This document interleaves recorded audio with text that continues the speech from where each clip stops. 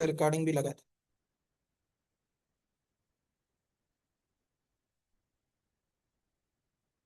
Poultry के ये 10-12 MCQs करते हैं।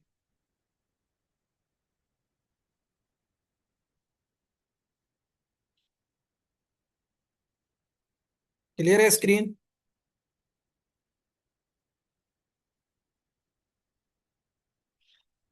390 तक कल हमने क्वेश्चंस किए थे। 391 से ही शुरू लेते हैं कि most critical amino acid for chicken. Chicken के लिए कौन सा होता है? ग्लाइसिन होता है। उसके बाद एलेनिन होता है, बीटानिन होता है, लाइसिन होता है। तो मोस्ट क्रिटिकल कौन सा होता है एसेंशियल अमाइनो एसिड? वो आपने याद रखना है, लाइसिन होता है। सही है। लाइसिन जो है ना, ताकि वो फर्स्ट लिमिटिंग अमाइनो एसिड्स होता है पोल्ट्री डाइट में, जो मसल्स की ग्रोथ वगैरह, ब्रीस्ट मसल्स ब्रॉयलर में जो होते हैं, प्रोटीन की सिंथेसिस वगैरह करवाता है। तो इन सब में से ये क्या होता है? क्रिटिकल अमाउंट में यूज किया जाता है, या क्रिटिकल अमाइनो एसिड्स होता है लाइसिन। ये आपने याद रखना। 392 पे क्या है? Anti haemorrhagic vitamin. ये वैसे एनिमल हस्बेंड्री में भी एक दफा क्वेश्चन आया हुआ है। एंटी हेमोरेजिक विटामिन किसको कहा जाता है? वेरी गुड, विटामिन के को कहा जाता है। ठीक है। विटामिन के जो होता है ये एंटी ब्लीडिंग विटामिन भी माना जाता है। ये असेंशियल होता है फॉर ब्लड क्लॉटिंग। ठीक है। ब्लड क्लॉटिंग कौन सा होता है? तो वो होता है विटामिन के। ठीक है। इसलिए इसको एंटी हेमोरेजिक कहा जाता है। ये प्रोथ्रोम्बिन फैक्टर 2 वगैरह को रिलीज करवाता है। उसके बाद नेक्स्ट क्वेश्चन क्या है कि the condition turkey towel appearance is due to, किसकी वजह से होती है? ये वाला थोड़ा एमसीक्यूज इंपॉर्टेंट है, क्योंकि इसमें पूछा हुआ है aspergillus, candida, corona virus, SARS virus. तो आपने याद रखना है, ये टर्की टाविल अपीयरेंस जो होती है ये ब्रूडर नमूनिया में होती है। नहीं नहीं, एस्परगिलस में होती है। ठीक है। ब्रूडर नमूनिया किससे होता है? एस्परगिलस से होता है। ठीक है। तो इसमें ये एस्परगिलस फूमिगेटस में टर्की टावेल अपीयरेंस होती है। मतलब वीक एंड डिप्रेस हो जाता है, जिसमें डल वगैरह हो जाती है अपीयरेंस उसकी। तो उसकी जो अपीयरेंस होती है वो टर्की का जो स्किन होती है उसकी जो होती है, तो उसको टर्की टावेल अपीयरेंस भी कहा जाता है, या टर्की टावेल डिजीज भी कहा जाता है। ठीक है। तो ये आपने याद रखना है, मोस्ट कॉमन होता है। ठीक है। कैंडिडा से तो हमने पढ़ा था ना, थ्रश होता है। थ्रश बताया ना, ये कैंडिडा से होता है। उसके बाद नेक्स्ट 394 पे क्या है? Proventriculus secrete which of the following enzyme. Proventriculus कौन सा है? Trypsin, pepsin, rennin, none of this. तो कौन सा एंजाइम प्रोवेंटिकुलस सीक्रेट करवाता है? वो करवाता है पेप्सिन को। ठीक है। Very good very good, pepsin. अच्छा, पेप्सिन प्रोवेंटिकुलस क्या है? ये ग्लैंड्यूलर स्टमक के काफी दफा बताया है। ये किस किस रिस्पॉन्सिबल होता है सीक्रेटिंग एचसीएल को? And pepsinogen. Pepsinogen inactive form में होता है। तो ये pepsinogen activated by HCL to form pepsin. एक मिनट का देंगे। हाँ माँ।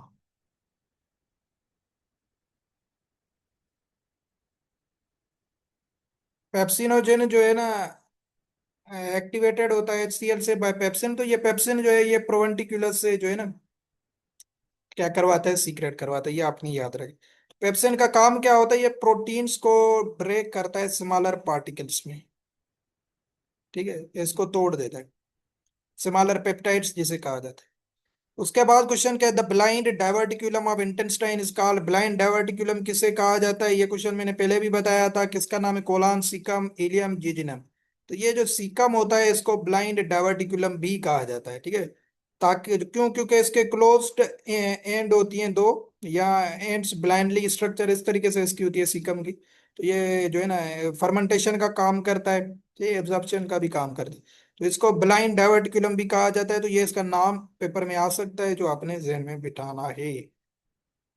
फिर 396 पे क्या है कि क्रॉप मिल्क सीक्रेट एडेन, या क्रॉप मिल्क की जब भी बात आ जाए, कोई बर्ड का पूछ रहा है, कोयल है, पिजन है, टर्की है, पेट्रेजिस है, तो आपने याद रखना है पिजन में ये चीज होती है क्रॉप मिल्क।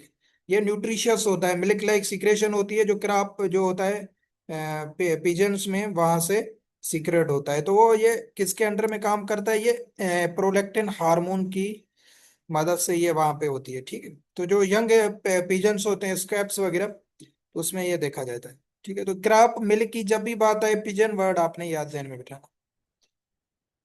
उसके बाद क्वेश्चन क्या है कि the following species digest more fibrous feed. तो ये इतना इंपॉर्टेंट क्वेश्चन नहीं है वैसे। डक है, गूज है, टर्की है, चिकन है। तो जो गूज होता है बर्ड, वो फाइब्रस फीड को जल्दी डाइजेस्ट करता है, बट ये इतना इंपॉर्टेंट क्वेश्चन नहीं है। 398 grower mash is fed during the following age. Grower mash जो है आप कौन से वीक्स में देते हैं? तो ये भी आपने याद रखना है। 0 to 8 weeks, 9 to 20 weeks, 5 to 15 weeks. तो 9 to 20 वीक्स में ग्रोअर माश फीड दी जाती है। स्टार्टर 0 to 8 वीक्स में दी जाती है, फिर ग्रोअर माश 9 to 20 वीक्स में दी जाती है, फिर लेयर माश जो होती है वो फर्दर होती है 20 वीक्स ऑनवर्ड। ठीक है, ये भी इतना इम्पोर्टेंट नहीं है, इनसे क्वेश्चन नहीं आते हैं। ठीक है, यहाँ पे डाले हुए हैं ताकि आपके थोड़े पता हो आपको, जेन से निकले। 399 में क्या था? And product of protein metabolism in poultry. Poultry में प्रोटीन की लास्ट जो मेटाबॉलिज्म होती है, एंड मेटा प्रोडक्ट होती है, वो क्या होती है? वेरी गुड, यूरिक एसिड होती है। सही। यूरिक प्रोटीन जब मेटाबोलाइज होते हैं, अमाइनो एसिड्स ब्रोकन डाउन हो जाते हैं, तो नाइट्रोजीनियस वेस्ट में वो प्रोड्यूस होते हैं। तो जो बर्ड्स होते हैं उनमें क्या होती है? यूरिक एसिड के फॉर्म में वो एक्सक्रिएट होती है। ठीक है, तो ये आपने याद रखना है, यूरिक एसिड पोल्ट्रीज में होता है।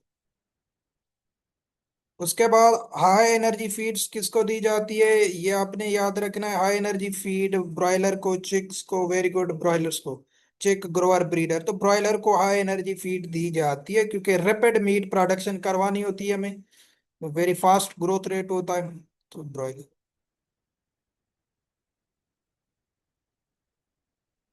तो prevent rancidity of oils and feeds is it is added. क्या चीज ऐड करेंगे आयल्स एंड फीड्स की रेंसिडिटी को रिमूव करने के लिए? आपने याद रखना है, एंटीटॉक्सिन्स नहीं है, ध्यान रखें, एंटी ऑक्सीडेंट्स यूज किए जाते हैं। ठीक है। रेंसिडिटी क्या होती है पोल्ट्री फीड में? जब oxidation of fats and oil, जिसमें बेड स्मेल आ जाए या एनर्जी की वैल्यू कम हो जाए या प्लेटेबिलिटी रिड्यूस हो जाए या फैट सॉल्युबल विटामिन डिक्रीज हो जाए। तो एंटीऑक्सीडेंट काम क्या करता है? ऑक्सीडेशन ऑफ फैट को रोक देता है। ठीक है, प्रिवेंट करता है, या शेल्फ लाइफ को इंक्रीज कर देता है। और एंटीऑक्सीडेंट का काम कौन करता है? सेलिनियम एंड विटामिन ई करते हैं। ठीक है, ये आपने याद रखना। ब्यूटाइलेट हाइड्रोक्सीटोलिन, ये भी एंटीऑक्सीडेंट होता है। तो रेंसिडिटी को एंटीऑक्सीडेंट्स करते हैं। अच्छा, the birds has a white skin. जिस बर्ड्स की वाइट स्किन होती है, white lagoon, white rock, white Cornish, Karnataka. ठीक है, तो वाइट जो है ना, कौन से होते हैं? वाइट स्किन वाइट कॉर्निश की होती है, वेरी गुड। वाइट लेगोन भी वैसे होता है। The bird does not belong to American class. ये भी हमने डिफरेंट चीजें पढ़ी हुई हैं इसकी, अमेरिकन क्लास की जो नहीं है। रोड आइलैंड रेड, ये तो है अमेरिकन क्लास की है। प्लेमोथ रॉक, ये भी है। इसके बाद क्या है? ब्लैक मिनोर का, जर्सी ब्लैक गेंट। तो जो American class Mediterranean Asiatic English classes होते हैं, अमेरिकन क्लास किसके लिए होते हैं? डोयल पर्पस के लिए होते हैं। ठीक है, उसमें ये प्लेमोथ रॉक, रोड आइलैंड, जर्सी, ये हमने पढ़े क्योंकि जर्सी स्टेट भी है अमेरिका की। तो ब्लैक मिनोर का ये नहीं होती है। ठीक है, ब्लैक मिनोर का किसकी होती है? ये आपको बताया भी हुआ है शायद, मेडिटेरियन की होती है। मेडिटेरियन क्लास की होती है। ठीक है, स्पेन वगैरह में जो मेडिटेरियन एरियाज के होते हैं। टेक अल्ब्यूमिन कहाँ से सीक्रेट होता है? मैग्नम से होता है। अल्ब्यूमिन की जब भी बात आए, ये क्वेश्चन आपको क्लियर भी होगा वैसे, बताने की जरूरत नहीं है। 405 में the longest part of oviduct, isthmus, infundibulum, ovaries, magnum. अच्छा, यहाँ पे आपने ध्यान देना है ना, लॉन्गेस्ट पार्ट ऑफ ओविडक्ट में यहाँ पे देखें, इन इन ऑप्शन में से कौन होगा? मैग्नम होगा। ठीक है, क्योंकि मैग्नम में 3 से 3.5 घंटे लगते हैं। ये हो गया। अगर यहाँ पे शेल ग्लैंड ऑप्शन में होता तो फिर हम मैग्नम से भी हटके शेल ग्लैंड करते, क्योंकि शेल ग्लैंड में 21 आवर्स लगते हैं। ठीक है, 21 घंटे लगते हैं शेल ग्लैंड में। तो वो सबसे ज्यादा लॉन्गेस्ट पार्ट होगा। बट यहाँ पे मौजूद नहीं है शेल ग्लैंड, तो नेक्स्ट हमारा मैग्नम ही होगा। ये आपने याद रखना है। अल्ब्यूमिन यहाँ से निकलता है, ये आपको पता है, बाकी चीजें क्लियर है।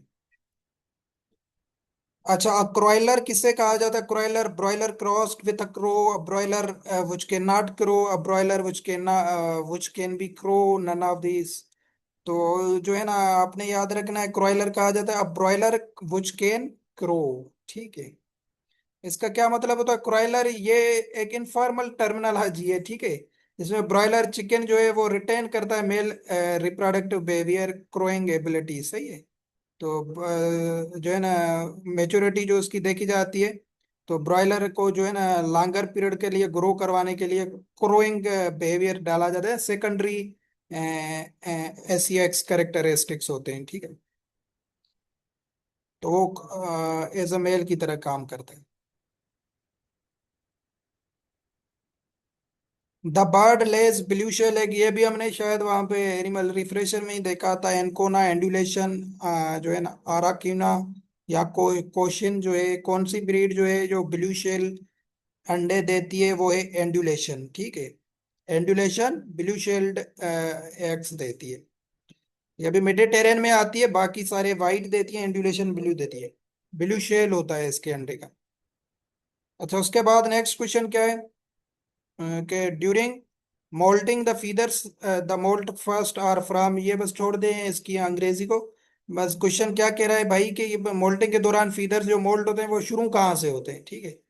तो मोल्टिंग स्टार्टिंग कहाँ से होती है, क्वेश्चन ये पूछा है, ठीक है। हाँ, विंग से, नेक से, हेड से, हेड से होती है, ठीक है। हेड से होती है मोल्टिंग पोल्ट्री में। हेड के फीदर्स फर्स्ट होते हैं, टेल के लास्ट में होते हैं।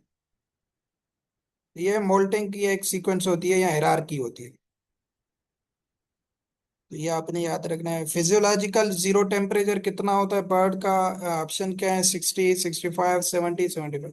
फिजियोलॉजिकल जीरो टेम्परेचर किसे कहा जाता है पोल्ट्री के इंक्यूबेशन में, टू रिकॉर्ड मिनिमम टेम्परेचर या बिलो, जहाँ पे एम्ब्रियोनिक डेवलपमेंट स्टॉप हो जाए, या एम्ब्रियोनिक डेवलपमेंट उससे ज्यादा हो तो स्टार्ट हो जाए, तो ये एम्ब्रियोनिक फिजियोलॉजिकल जीरो टेम्परेचर होता है। ये लगभग जो होना चाहिए 18 डिग्री सेल्सियस होना चाहिए, ठीक है। ये पोल्ट्री का फिजियोलॉजिकल जीरो टेम्परेचर है। मतलब इसके जो है ना टेम्परेचर के, इस टेम्परेचर से बिलो होगा तो एम्ब्रियो की डेवलपमेंट रुक जाएगी, ठीक है। अबोव होगा तो वो टेम्परेचर डेवलपमेंट रिज्यूम हो जाएगी ग्रेजुअली, जिसको कहा जाता है फिजियोलॉजिकल। तो ये बनता है जाके 65 फ़ारेनहाइट पे, ठीक है। तो ये एक स्टोर मैनेजमेंट करने में या एक एम्ब्रियोनिक ग्रोथ के लिए इंतहाई अहम होता है फिजियोलॉजिकल। तो ये भी डायरेक्ट शॉर्ट क्वेश्चन पूछ सकते हैं physiological. Optimum concentration of carbon dioxide, last question करते हैं, कितनी होती है इंक्यूबेटर में, 0.5%। ये काफी दफा क्वेश्चन करा है। तो यहां तक क्वेश्चन करते हैं 410 तक, फिर नेक्स्ट करेंगे। बस ये कंप्लीट कर लें, फिर हम जीके वाली सीरीज फिर चलाएंगे।